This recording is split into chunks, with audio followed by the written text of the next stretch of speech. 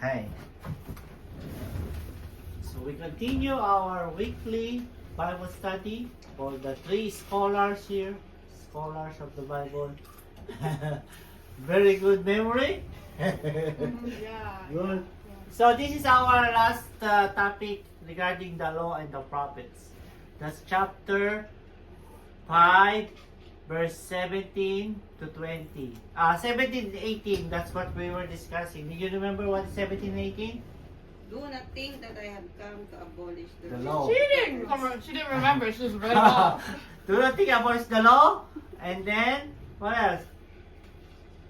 You're there to fulfill 18. it. Fulfill it. For truly I tell you, until heaven and earth pass away, Alright. not So- one letter, not one stroke, Okay, or good. a letter. Okay, so last time we are done proving that Jesus is in the Bible and he is the one fulfilling the prophecy, right?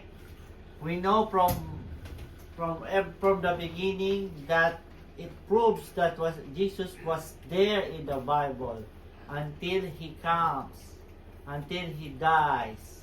Okay? So he's not abolishing the law, he is fulfilling the law. Okay? So that is the law and the prophets. After this today we're gonna discuss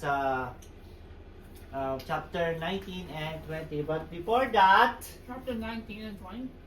verse 19 20, sorry. Before that, let's go to our memory exercise.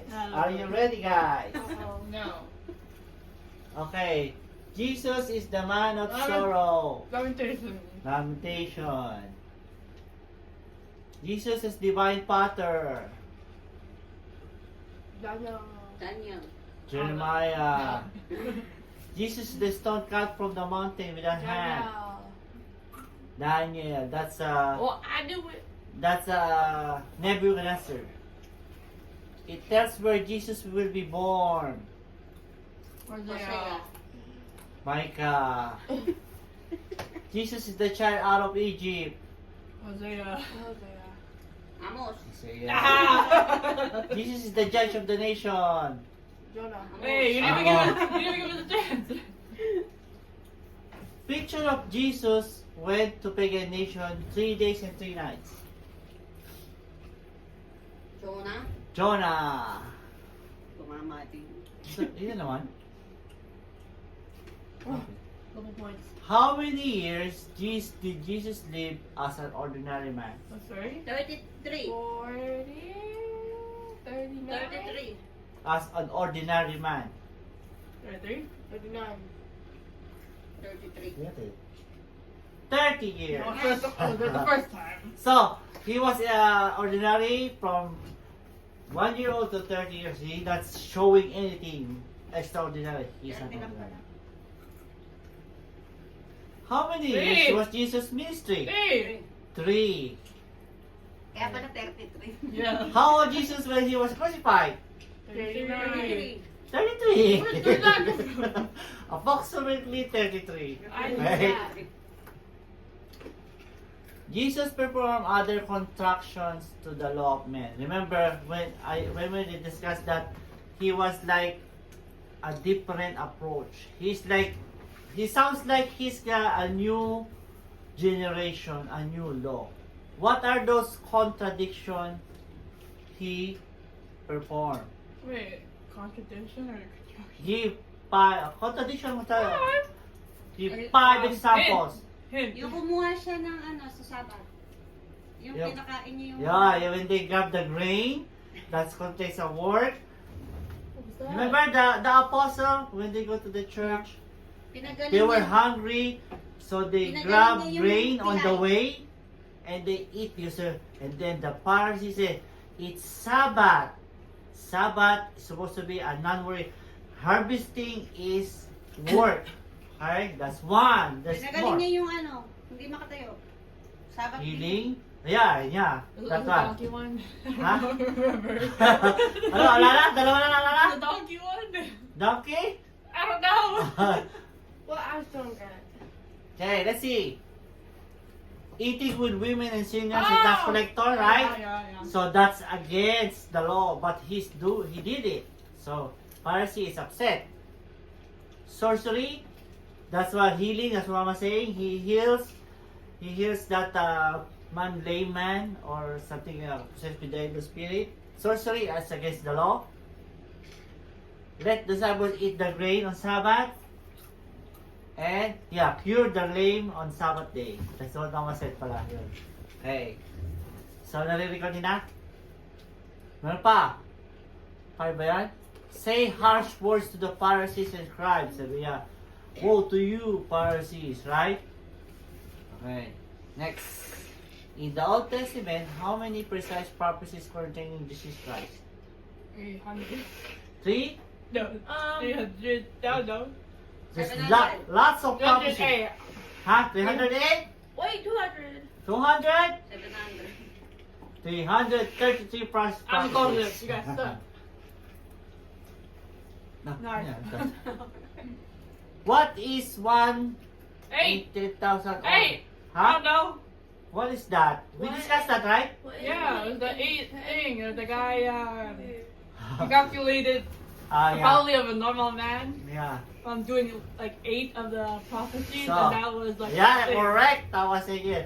So there's a mathematician, statistician, get 8 prophecy that was fulfilled and predict how is a man gonna lucky to get it. What is the probability? 1 to power of 10 times 17 power, or 100 million, right?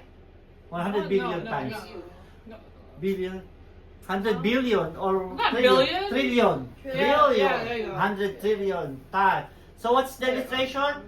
Like all Manitoba, they're gonna put $1 in every 2 feet and blindfold the man, and if he find that marked point, then that's how they can get that 8 prophecy, which is sounds like It's quadrillion. quadrillion. Yeah, Oh, that's bigger. that's bigger than trillion. Yeah. So that when we find a chance, any man might live down to the present and fulfill the 8 prophecies. So if they're faking it, it's impossible. Next, in Christianity, what do you call the one inspired by God through the Holy Spirit to deliver the message? Wala pa sa honor, kayo dalawa. Second and third honor lang. What? Oh, 3, it's your chance. It's chance to steal. Steal. Who is that? Who? Yeah. What do you call a person inspired by God Priest? to deliver a message? Priest? Nice guess. Pastor? That's a nice guess. Say you have guess? High priest? High priest? What? Wala, high priest did say a guess? Sure. Sure. No, prophet. Prophet or seer? I wasn't reading the question. Prophet or High priest. seer? Pastor. When God called Jesus, this is our lesson last time. It eliminates all the other creature, not angel, not creature, right? No. The Messiah has need to be a man. Which verse and what it says? I don't know, Michael. Micah? I don't know. What? Verse 15. Verse 15. What it says? That a Messiah will be a man. Genesis? Genesis, right? I don't know. Chapter. Genesis 12? Verse 1. What it says there? What it says? 12 and 8. What it says? Verse 8. You know the record. That's not fair. Genesis 3 verse 15. A woman will born. A seed from a woman will be born. I was Right? 15 first. What? The Messiah is gonna be a seed of a woman. Remember from Eve when God banished Oh, him? I was right about the verse 15. I didn't get anything right. Verse 15, okay? Next, the only 3 generations of Noah. Oh my gosh, those names. Like 3 boys. What are the 3 generations of I Noah? know one of them was special. Jesse? Jesse? Hold on. Jesse. Hold on. I need to cheat. Can I see one? Nine. Ah, here. Sham. Ham. Sham, Ham, and And Jeff. Japhet. Japheth. Shem, Ham, Isn't he a- Shem, Is it a special one? Ham, and Japhet. Is there one of them special or something? Yeah. Yeah, I bet it's Japheth. You know the certain race, but not the race section of the race. We know it's a man, but which race? Which race was Messiah came from? Israel. What do you mean by race? There's three races. Oh, Japhet, Ham, and Shem. The Shem?